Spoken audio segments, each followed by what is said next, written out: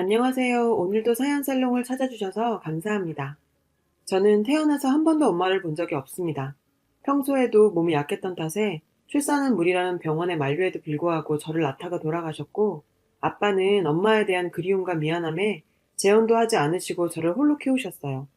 아버지께서는 저에게 엄마의 빈자리를 단 한순간도 느끼게 하지 않기 위해 최선을 다하셨죠. 저도 아버지의 그 헌신을 잘 알기에 세상 그 어떤 부녀관계보다 애틋했습니다. 아빠는 제가 하고 싶어 하는 걸 모두 들어주기 위해 누구보다 열심히 일하셨어요. 그 덕인지 직원 3명으로 시작한 작은 공장에서 직원 100명을 먹여 살리는 내실 있는 중소기업으로 성장했어요. 그 덕에 저는 부족함 없이 살 수 있었죠. 하지만 아빠는 늘 엄마의 부재에 대해서 미안해 하셨고, 딸이 하루라도 빨리 결혼해서 화목한 가정을 가지는 걸 바라셨어요. 제가 대학을 졸업하자 아빠는 일하면서 알게 된 좋은 청년이 있으니 한번 만나나 보라시며 소개해준 사람이 있었어요. 그 사람이 제 남편이 되었죠.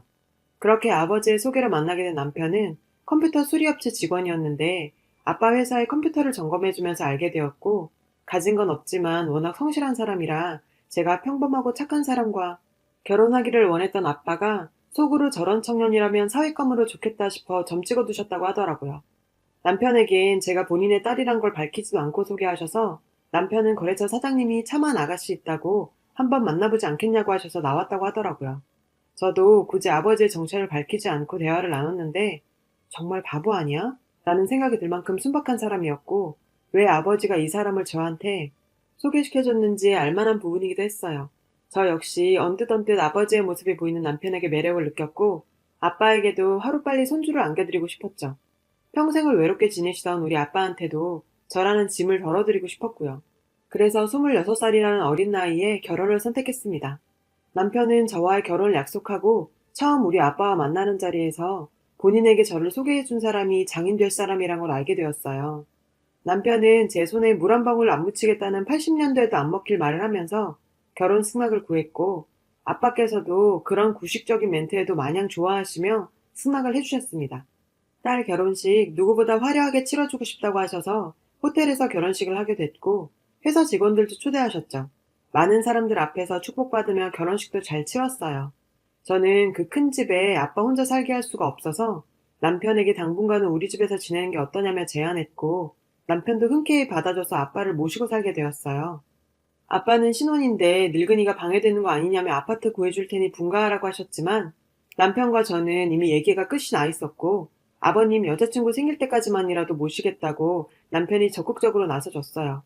그러니 빨리 여자친구 만들려며 제가 억지도 좀 부렸죠. 사실 아빠에게 행복한 가정을 만들어드리고 싶었던 것이 가장 큰 이유였어요. 결혼 후에 남편은 아빠 회사로 들어갔어요. 아빠는 일 잘 배워서 나중에 회사를 저와 남편이 같이 운영해야 하지 않겠냐며 제안해 주셨고, 남편은 원래 다니던 직장보다 높은 직급에 연봉도 대폭 상승한 조건으로 회사에서 일하게 되었어요. 정말 집에 한 사람이 더 들어온 것 뿐인데 제대로 된 가정이 구성된 것 같았고, 행복한 나날들을 보내고 있던 중에 저희 가족에게도 축복이 있었습니다. 결혼한 지 6개월 만에 저는 임신을 하게 되었고, 이 소식을 전해 들은 아빠는 정말 눈물을 뚝뚝 흘리시며 기뻐하셨죠. 제 임신 사실에 회사 전체에 제 임신턱이라며 회식비를 돌리시며 모두와 기쁨을 나누셨습니다. 아빠와 남편은 저를 무슨 갓난 아기 다루듯 보살폈고, 두 남자의 든든한 보살핌 속에 무사히 건강한 아들을 낳았어요. 아빠께서는 첫 손주를 품에 안는 순간 정말 아이처럼 우셨어요. 아이고, 지수 엄마, 나 이제 죽어서 당신 만나러 가도 여한이 없어. 우리 지수가 이렇게 커서 아이까지 낳고. 아빠의 오열에 저와 남편도 덩달아 온통 눈물바다가 되었었네요. 아빠가 그렇게 좋아하는 모습을 보니 정말 제가 살면서 한 가장 큰 효도가 아빠께 손주 안겨드린 게 아닌가 싶었어요. 평소에 워커홀릭이던 아빠도 퇴근 시간이 땡 하면 남편과 같이 집에 들어와서는 손주 보는 재미에 푹 빠지셔서 생전 처음 하는 행동도 하셨어요. 아이고, 회사 가기 싫다. 회사 땡땡이나 칠까? 박서방 자네도 나랑 같이 땡땡이나 치고 우리 우진이랑 놀까? 아이를 낳고 2년간은 우리 가족 정말 행복한 나날들을 보내고 있었습니다. 하지만 하늘도 참, 우리의 행복을 질투했던 건지 여느 날처럼 남편과 아빠를 출근시켜 놓고 집에서 아이를 보고 있었어요. 회사에서 전화가 걸려왔습니다. 지수씨, 저 김비서인데요. 지금 빨리 오셔야 될 것 같습니다. 사장님이 쓰러졌습니다. 일단 병원으로 가는 중이라 자세히는 모르겠지만 위독한 것 같습니다. 정말 전화를 받는 순간 하늘이 무너지는 것 같았어요. 서둘러 아이를 데리고 응급실로 갔죠. 거기에는 남편과 김 비서님이 기다리고 계셨어요. 제가 도착하자 남편은 아빠가 아침 회의를 끝내시고 나오는 길에 갑자기 쓰러지셔서 못 일어나셨다고 남편도 놀라서 손까지 벌벌 떨고 있었어요. 아빠가 수술실에 있는 1분 1초가 하루처럼 느껴지고 머릿속에는 온갖 무서운 생각이 들어 견딜 수가 없었어요. 3, 4시간 정도 지났을 무렵 수술실 문이 열리고 의사 선생님이 나왔어요. 워낙 긴급해서 수술을 진행했고 뇌출혈 부위는 일단 수술을 잘 했는데 출혈 부위가 워낙 커서 상황을 지켜봐야 할 것 같다고 설명하더라고요. 아빠는 뇌출혈 상태로 뇌의 일부가 이미 손상돼 버려서 깨어나더라도 정상적인 생활은 불가능하다는 소리를 듣고 나니 정말 억장이 무너지는 듯 했어요. 그렇게 아빠의 투병 생활은 시작되고 회사는 일단 전문 CEO 체제로 전환되어 운영되게 되었어요. 아빠는 저에게 평생 사랑을 주셨는데 아빠의 병간호를 남에게만 맡길 수 없어서 전문 간병인과 번갈아가며 아빠를 보살폈습니다. 정말 저에게 태산 같게만 느껴지던 아빠가 저렇게 인공호흡기에 의존해서 누워있는 모습을 보는 건 정말 힘들었어요. 제가 아빠의 상태를 들으러 의사 선생님께 다녀오는 사이에 아빠의 입원 소식을 들은 시어머니와 신우가 병문안을 와 있더라고요. 그때 저는 우연히 그들이 이야기하는 걸 듣게 됐죠. 사돈 뇌출혈로 깨어나실 확률이 거의 없다고 하던데 그럼 우리 아들이 사장님 되는 건가? 엄마, 당연하지. 언니는 회사 일에 별 관심 없어 보이던데. 오빠가 회사 대표 해야지. 사돈께서도 그러라고 회사에서 일 배우러 가신 거 아니야? 우리 준태가 그 집에 들어가서 고생을 얼마나 했는데. 당연하지. 어차피 외동딸이잖니. 회사 운영은 남자가 해야지. 언니가 상속받을 재산이 어마어마할 거야. 엄마 그거 알아? 저쪽 사거리에 있는 10층짜리 건물도 사돈 거래. 그것도 다 우리 준태 거 되는 거 아니겠니? 이제 우리 집도 팔자가 피는구나. 사돈이 뇌출혈로 쓰러져서 사경을 헤매는데 병문안이라고 온 시댁 인간들이 저렇게 떠들어대는 헛소리에 참을 수가 없었습니다. 어머님, 도대체 제정신이세요? 지금 사경을 헤매는 사람 병문안 와서 그게 할 소리예요? 도대체 왜 아직 돌아가시지도 않은 우리 아버지 이야기를 그렇게 마음대로 하세요? 언니, 엄마 말은 그게 아니라 아가씨는 입 다무세요. 그 10층짜리 건물이 왜요? 그거 누가 준대요? 우리 아버지 재산에 아가씨가 관심을 가져요. 우리 아빠가 쓰러지셔서 기분 좋아요? 언니, 말이 너무 심하잖아요. 돈 좀 있다고 말을 막 하고 그래도 되는 거예요? 그래, 너 말이 참 심하다. 신우이한테 입 다물라니. 네 아버지가 없으면 네 남편이 가장인데 지금도 네 남편 회사에서 고생하고 있는 거 안 보이니? 정말 너무 어처구니가 없어서 시어머니와 신우이를 병문안도 받지 않고 그대로 돌려보냈습니다. 퇴근 후 남편은 저에게 병문안까지 온 사람들을 병문안도 안 받고 돌려보내는 건 무슨 경우냐며 저에게 화를 내더라고요. 저는 오늘 오전에 있었던 일을 남편에게 알려줬죠. 동생과 어머니가 나쁜 의도로 그러진 않았을 거라며 자기가 잘 말할 테니 걱정 말라고 했어요. 그러면서 저를 달랬고 저도 아빠 일만으로도 머리가 너무 복잡했기에 더 이상 이 일로 싸울 만한 기력도 안 남았었어요. 그저 아빠가 제발 한 번이라도 눈을 뜨시길 기다렸습니다. 하지만 하늘은 저에게 가혹했어요. 6개월간 아빠 옆에서 간호하며 깨어나시기만을 빌었지만 아빠는 뭐가 그리 급했는지 엄마 곁으로 가셨습니다. 장례식 마지막 날 김 비서님이 찾아오셔서 아빠가 생전에 써놓으셨던 유언장을 보여주셨어요. 아빠의 재산은 모두 제 앞으로 남긴다는 내용과 함께 회사는 제가 원한다면 제가 운영하고 그게 아니라면 전문 CEO에게 맡기라고. 절대 사위가 회사 운영하게 해서는 안 된다고 남겼더라고요. 그리고 김 비서님은 조심스럽게 제가 6개월간 아빠 병간호하는 동안 있었던 일을 알려주셨어요. 아빠가 쓰러지고 회사에선 호랑이 없는 굴에서 여우가 대장질한다고 남편은 아빠의 사회라는 허울 아래서 마치 자신이 사장이 된 양 굴었고 저놈 저럴 줄 알았다는 사람들도 많았답니다. 그래도 다른 직원들이나 간부들도 진짜 회사를 물려받을지도 모르는 남편의 위세에 눌려 아무 말도 못하고 있다고 하더라고요. 회사에서 아버지 사위로 대접받으면서 이제까지와는 다른 대접을 받으며 지내다 보니 사람이 변했다는 걸 아빠는 이미 알고 계셨던 것 같습니다. 그래서 그런 유언을 남기셨던 것 같아요. 아버지 장례가 끝난 후 정신없는 시간들을 보내고 있던 중 시어머니 생신날에 오랜만에 시댁에 방문하게 되었어요.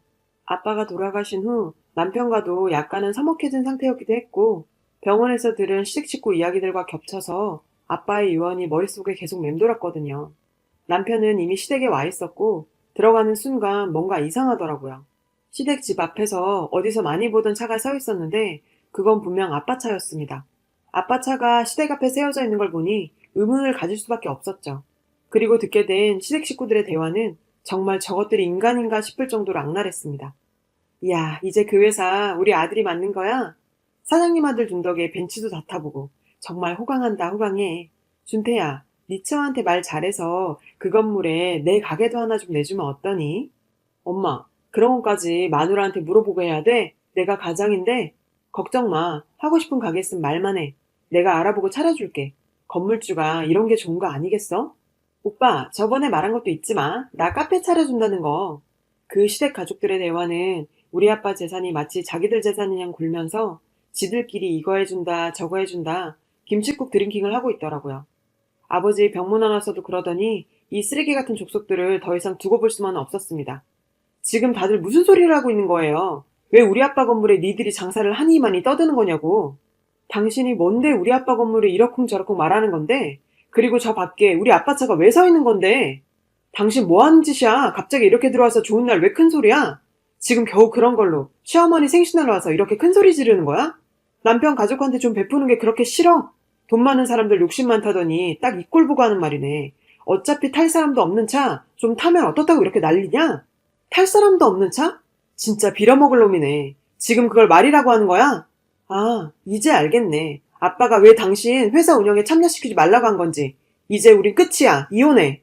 정말 제가 알던 그 순박한 사람이 맞나 싶을 정도로 뻔뻔하게 짝이 없는 사람이었습니다. 더 이상 이렇게 변해버린 남편과 우리 아빠가 돌아가셨는데 기회 노린 듯 돈만 보고 득달같이 잘려드는 이런 인간들을 더는 보고 살 수 없다는 생각에 저는 그 자리에서 이혼을 통보했습니다. 저희 갑작스러운 이혼 통보에 시댁 식구 모두가 얼어붙었고 정적을 깨고 시어머니께서는 말씀하셨죠. 얘야, 흥분 가라앉히고 어차피 너 아버지 재산 많이 받았잖니. 네 남편 가족들 좀 편하게 살게 해주는 게 큰 문제니. 너도 이혼하고 재산분할 소송하면 네가 불리한 거 아니냐. 너도 이제 남편까지 없으면 세상에 믿을 사람이 어딨니. 그러니 무슨 재산분할 같은 무식한 소리를 하는 시어머니를 보고 있으니 정말 이 집안은 우리 아빠 재산에 눈이 뒤집혀 있었다는 게 보이더라고요. 아버지 쓰러졌을 때 자기들끼리 그런 이야기 한 이유가 이런 거구나 싶었죠. 참 어이가 없어서. 어머님, 무식하면 뭘 좀 알아보고 얘기하세요. 상속받은 재산이 왜 재산 분할에 들어가요? 그리고 제가 이 말까지는 안 하려고 했는데요.